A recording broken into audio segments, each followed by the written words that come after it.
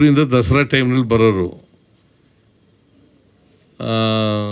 ಹಾಲು ತಗೊಳ್ಳೋರು, ದುಡ್ಡು ಕೊಟ್ಟರು ಕೊಡದೇವ್ರು ಇಲ್ಲ, ಇದನ್ನು ಮಾಡ್ತಾಯಿದ್ರು. ಆಮೇಲೆ ಈ ತೊಲೆ ಮೇಲೆ ಪಾಪ ಓದಕ್ಕೆ ಬರೀಲಿಕ್ಕೆ ಬರ್ತಿರ್ಲಿಲ್ವಲ್ಲ, ಬಟ್ಟೆ ಹಾಕೊಳ್ಳೋರು ತೊಲೆ ಮೇಲೆ.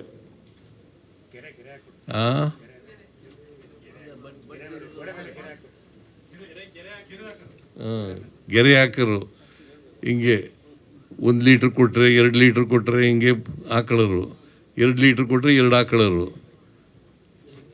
ಪಾಪ ಓದಕ್ಕೆ ಬರ್ತಿರ್ಲಿಲ್ವಲ್ಲ, ಬರೆಯೋಕ್ಕೆ ಬರ್ತಿರ್ಲಿಲ್ವಲ್ಲ, ಇದನ್ನು ಗೀಟ್ ಹಾಕೊಳ್ಳೋದು ಕಲ್ತ್ಕೊಂಡಿದ್ರು. ಆ ಗೀಟ್ ಹಾಕೊಳ್ಳೋದೇ ಲಾಭ ಅಷ್ಟೇ. ದಸರಾ ಮುಗಿದೋದ ಮೇಲೆ ಈ ಕಡೆ ತಿರುಗೂ ನೋಡ್ತಿರ್ಲಿಲ್ಲ ಹಳ್ಳಿಗಳ ಕಡೆ, ಆ ಥರ ಇರ್ತಿತ್ತು. ಈಗ ಹಾಲಿನ ಕೇಂದ್ರ ಆದಮೇಲೆ ಅದಕ್ಕೆ ಒಂದು ಪಾರ್ಲಿಮೆಂಟ್ನಲ್ಲೇ ಟೀಕೆ ಆಯಿತು.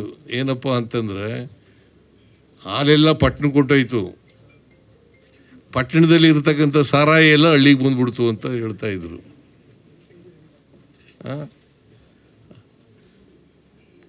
ಹಾಲೆಲ್ಲ ಪಟ್ಟಣಕ್ಕೆ ಹೊಂಟೋಯ್ತು, ಪಟ್ಟಣದಲ್ಲಿರ್ತಕ್ಕಂಥ ವಿಸ್ಕಿ ಬ್ರಾಂಡಿ ಎಲ್ಲ ಇಲ್ಲಿ ಬಂದ್ಬಿಡ್ತು, ಹಳ್ಳಿಗೆ ಬಂದ್ಬಿಡ್ತು ಅಂತ ಪಾರ್ಲಿಮೆಂಟ್ನಲ್ಲಿ ಭಾಷಣ ಮಾಡ್ತಾಯಿದ್ರು. ಕುರಿಯನ್ ಅಂತ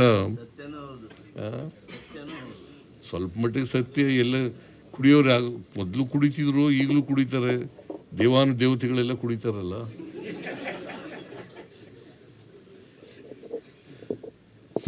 ಈಗ ನೀವು ಕುಡಿದೇ ಇರ್ಬೋದು, ಅನೇಕ ಜನ ನಮ್ಮ ಮಂತ್ರಿಗಳು ಕುಡಿಯಲ್ವಾ?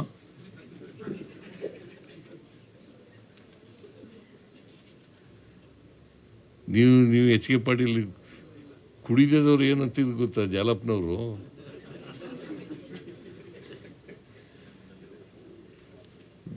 ತೀರೋ, ಅವರು ಕೋಆಪರೇಟಿವ್ ಮಿನಿಸ್ಟರ್ ಆಗಿದ್ರು.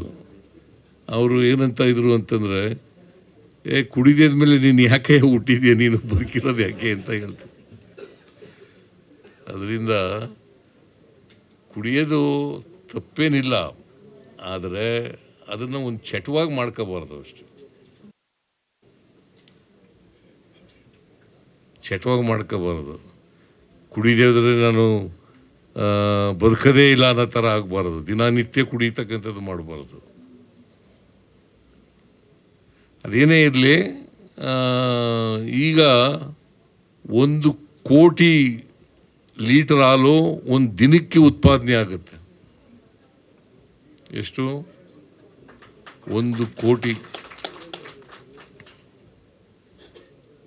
ಎಷ್ಟು ಸೊಸೈಟಿಗಳಿದ್ದಾವೆ? 16,000. ಇಲ್ಲಿ ಹಳೆ ಮೈಸೂರಿನಲ್ಲಿ ಜಾಸ್ತಿ ಹಾಲು ಉತ್ಪಾದನೆ ಆಗುತ್ತೆ.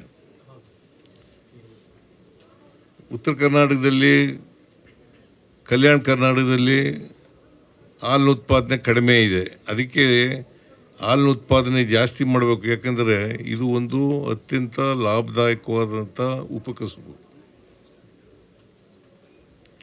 ಇದು ಕೋಆಪರೇಟಿವ್ ಫೀಲ್ಡ್ನಲ್ಲೇ ಆಗಿರ್ತಕ್ಕಂಥದ್ದು. ಹಾಲಿನ ಉತ್ಪಾದನೆ, ಹಾಲಿನ ವಿತರಣೆ ಮತ್ತು ಹಾಲಿನಿಂದ ಉತ್ಪಾದನೆ ಆಗ್ತಕ್ಕಂಥ ಪದಾರ್ಥಗಳು ಅವೆಲ್ಲವೂ ಕೂಡ ಈಗ KMF ಅಂತ ಇದೆ, ಮಿಲ್ಕ್ ಫೆಡರೇಷನ್ ಅಂತ, ಅದು ಅಪೆಕ್ಸ್ ಬಾಡಿ. ಆಮೇಲೆ ಮಿಲ್ಕ್ ಯೂನಿಯನ್ಗಳಂತ ಇದ್ದಾವೆ, ಅವು ಡಿಸ್ಟಿಕ್ನಲ್ಲಿರ್ತಕ್ಕಂಥ ಮಿಲ್ಕ್ ಯೂನಿಯನ್ಗಳು ಅವು ಇದ್ದಾವೆ. ಆಮೇಲೆ ಸೊಸೈಟಿಗಳು, ಕೋಆಪರೇಟಿವ್ ಸೊಸೈಟಿಗಳು, ಮಿಲ್ಕ್ ಸೊಸೈಟಿ ಅಂತ ಕರೀತಾರೆ. ಈಗ ಎಲ್ಲಕ್ಕೂ KMF ಆಗ್ಬಿಟ್ಟದೆ. ನೀನು ಮೈಸೂರು ಮಿಲ್ಕ್ ಯೂನಿಯನ್ ಅಂತ ಯಾರೂ ಕರೆಯಲ್ಲ, KMF, ಮೈಸೂರು KMF ಅಂತ ಅನ್ನೋದು. ಆ್ಯಕ್ಚುಲಿ KMF ಅಂತಂದರೆ ಇಟ್ಸ್ ಎನ್ ಅಪೆಕ್ಸ್ ಬಾಡಿ. ನಾನು ಸ್ವಲ್ಪ ದಿನ ಅನಿಮಲ್ ಹಸ್ಬೆಂಡ್ರಿ ಮಿನಿಸ್ಟರ್ ಆಗಿದ್ದೆ. ಸ್ವಲ್ಪ ದಿನ, ಸುಮಾರು 1-2 ವರ್ಷ ಆಗಿದೆ. ಆಗ ಮಿಲ್ಕ್ ಯೂನಿಯನ್ಗಳು ಬೇರೆ, ಅಲ್ಲ ಸೊಸೈಟಿಗಳು, ಮಿಲ್ಕ್ ಯೂನಿಯನ್ಗಳು ಬೇರೆ, ರೈತರ ಸಂಘಟನೆ ಬೇರೆ ಇರ್ತಿತ್ತು. ಆಮೇಲೆ ಮಿಲ್ಕ್ ಯೂನಿಯನ್ಗಳನ್ನ, ಡೈರಿಗಳನ್ನ ಇದಕ್ಕೇ ಕೊಟ್ಟೆ, ಎಂಥದ್ದು ಮಿಲ್ಕ್ ಯೂನಿಯನ್ಗೆ ಕೊಟ್ಟೆ. ಅದು ಕೊಡದೇ ಹೋಗಿದ್ರೆ ರೈತರಿಗೂ ಇದಕ್ಕೂ ಸಂಬಂಧನೇ ಇರಲಿಲ್ಲ. ಇದು ರೈತರ ಸಂಘಟನೆ, ಇದು ಹಾಲು ಉತ್ಪಾದಕರ ಸಂಘಟನೆ. ಹಾಲು ಉತ್ಪಾದಕರಿಗೆ ವ್ಯವಹಾರ ನೋಡ್ಕೊಳ್ಳೋದೇನೆ ಅಧಿಕಾರಿಗಳೇ ನೋಡ್ಕೊಂಡ್ರೆ ಏನು ಪ್ರಯೋಜನ? ಅದಕ್ಕೆ ನಾನು 1985 ಕೊಟ್ಬಿಟ್ಟೆ. ಇಲ್ಲೇ ಹೋಗಿದ್ರೆ ಅಧಿಕಾರಿಗಳು ಅದನ್ನು, ಡೈರಿನೇ ಬೇರೆ ಇತ್ತು, ಮಿಲ್ಕ್ ಯೂನಿಯನ್ನೇ ಬೇರೆ ಇತ್ತು.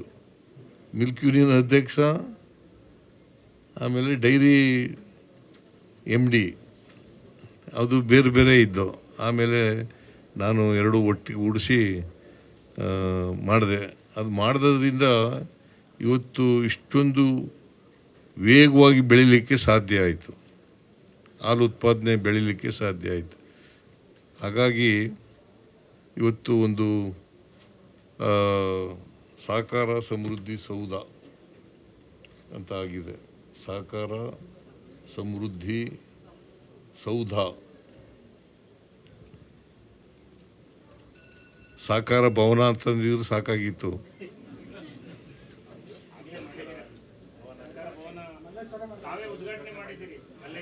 ಅದೇಪ್ಪ ನಾನು ಮಾಡಿದೆ, ನೀವು ಹಾಗೆ ಮಿನಿಸ್ಟ್ರಿ ಇದ್ರಲ್ಲ ಅವ್ರು ಹೇಳಿದ್ರು ಅಂತ ಮಾಡಿದೆ. ನಾನೇ ಇದ್ದಿದ್ರೆ ಇವತ್ತು ಪರಿಸ್ಥಿತಿ, ಅವತ್ತು ನಾನೇ ಇದ್ದಿದ್ದರೆ ಸಹಕಾರ ಭವನ ಅಂತಲೇ ಮಾಡ್ತಿದ್ದೆ ನಾನು.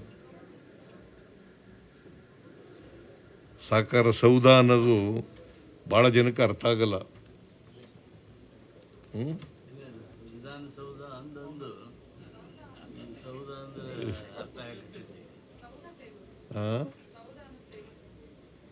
ಹಳ್ಳಿಯವ್ರಿಗೆ ಗೊತ್ತಿಲ್ಲಮ್ಮ ಸೌಧ ಅಂದರೆ. ನೀನು ಪಟ್ಟಣದವಳಲ್ವಾ, ನಿನಗೆ ಹಳ್ಳಿಯವ್ರಿಗೆ ಗೊತ್ತಿಲ್ಲ, ಸೌಧ ಅಂದ್ರೆ ಗೊತ್ತಿರಲ್ಲ.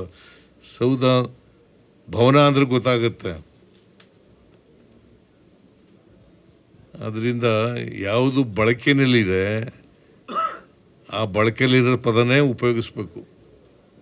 ಅದು ಇಂಗ್ಲೀಷ್ ಪದ ಆಗಲಿ, ಕನ್ನಡ ಪದ ಆಗಲಿ, ಸಂಸ್ಕೃತ ಪದ ಆಗಲಿ, ಬಳಕೆಯಲ್ಲಿರ್ತಕ್ಕಂಥ ಪದನ ಉಪಯೋಗಿಸ್ತಕ್ಕಂಥದ್ದು, ಅದನ್ನು ಕನ್ನಡೀಕರಣ ಮಾಡತಕ್ಕಂಥದ್ದು. ಹಾಗಾಗಿ ಏನಾಗುತ್ತೆ ಅಂತಂದರೆ ಕನ್ನಡದ ಶಬ್ದ ಸಂಪತ್ತು ಜಾಸ್ತಿ ಆಗುತ್ತೆ ಅಲ್ವಾ? ಅರ್ಥ ಆಗೋ ಭಾಷೆ, ಮತ್ತು ಜನರ ಬಳಕೆಯಲ್ಲಿರ್ತಕ್ಕಂಥ ಭಾಷೆ, ಮತ್ತು ಕನ್ನಡದ ಭಾಷೆ, ಇವೆಲ್ಲ ಸೇರ್ಕೊಂಡು ಅನುಕೂಲ ಆಗೋದು. ಅದೇನೇ ಆಗಲಿ, ಈ ಸೌಧವನ್ನು ಅತ್ಯಂತ ಸಂತೋಷದಿಂದ ಉದ್ಘಾಟನೆ ಮಾಡಿದ್ದೀನಿ. ಮತ್ತು ಇದರಿಂದ ಯಾರ ಕೆಲಸ ಆಗಬೇಕು ಆ ಕೆಲಸ ಅವರಿಗೆ ತಪ್ಪದೇ ನೀವು ಮಾಡ್ತಕ್ಕಂಥ ಕೆಲಸವನ್ನು ಮಾಡಬೇಕು. ಸೌಧ ಚೆನ್ನಾಗಿದೆ ಅಂದ್ರೆ ಸಾಲದು, ಅಲ್ಲಿ ಸೇವೆ ಚೆನ್ನಾಗಿರಬೇಕು. ಇಷ್ಟನ್ನು ಹೇಳಿ ನನ್ನ ಮಾತುಗಳನ್ನು ಮುಗಿಸ್ತೇನೆ. ನಿಮ್ಮೆಲ್ಲರಿಗೂ ಶುಭಾಶಯಗಳು. ಹೆಚ್ಚಿನ ವಿಡಿಯೋಗಳಿಗೆ ಪ್ರತಿಧ್ವನಿ ಯೂಟ್ಯೂಬ್ ಚಾನೆಲ್ ಸಬ್ಸ್ಕ್ರೈಬ್ ಮಾಡಿ, ಬೆಲ್ ಐಕಾನ್ ಕ್ಲಿಕ್ ಮಾಡಿ.